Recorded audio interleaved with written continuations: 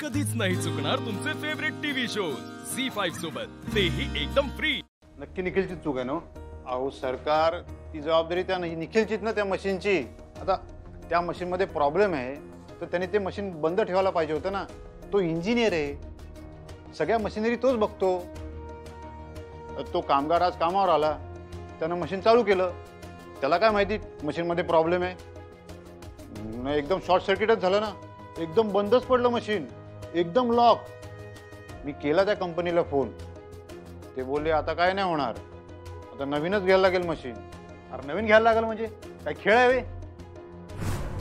नाही म्हणलं तरी 1-1.5 कोटीचं मशीन आहे ते। एकतर कामावर टायमावर येत नाही, तो कामाची नीट जबाबदारी घेत नाही, आता एवढा मोठा लॉस। येऊ दादा? ये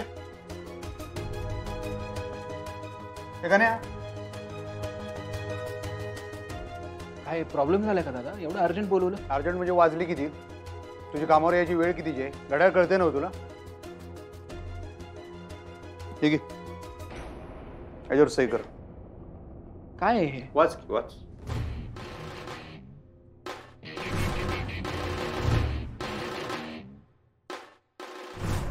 राजीनामा? मी राजीनामा द्यायचा आहे? त्याच्यावर आत्ताच्या आत्ता सही कर, नाहीतर 1.5 कोटी आणून दे मला आत्ताच्या आत्ता। काय? 1.5 कोटी? दादा मस्करी करताय का माझी? अरे मस्करी मी नाही, तू करायलायस। काम काय फक्त पगार घ्यायला करतोस? जबाबदारी कोण घेणार? ती मशीन काल बंद पडली होती, माहिती होती ना तुला? हो माहिती होतं। हा माहिती होतं तर मग ते बंद करून ठेवायचं, नाही तर तू कोणाला तरी सांगायचं। तो कामगार आला सकाळी, त्यानं चालू केलं, ते सगळं बोंबल, सगळं लॉक झालंय ते मशीन आता।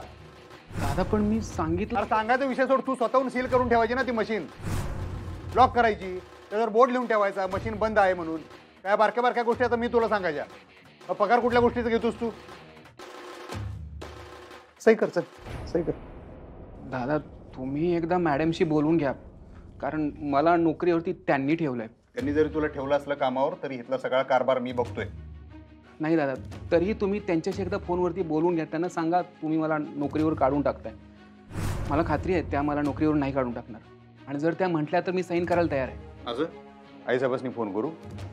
तुझ्या माहितीसाठी सांगतो, मागं इथं एकानं 5 लाखाचा घोळ केला होता, नुकसान केलं होतं, डायरेक्ट नोकरीवरून काढून टाकलं होतं आईसाहेबांनी त्याला। तू 1.5 कोटीचं नुकसान केलेस।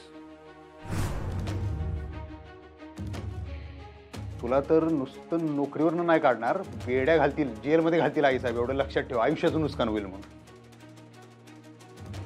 आणि आईसाहेबांचा शब्द म्हणजे शब्द असतोय, नियम म्हणजे नियम, आणि तो सगळ्यांनी सारखा असतो, एवढं लक्षात घे। फक्त तू मास्तरीन बाईंचा होणारा मेवणायच म्हणताना मी तुझ्यासाठी एवढं करायला लागलो। शाना असशील तर आईसाहेबांच्या कानावर ही गोष्ट घालू नकोस, मी पण घालणार नाही।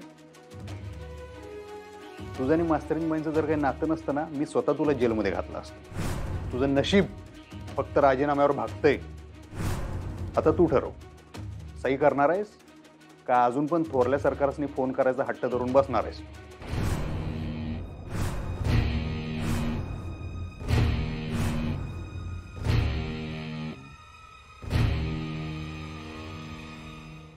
झी5 ॲप डाउनलोड करा आणि पहा सर्व एपिसोड्स एकदम फ्री।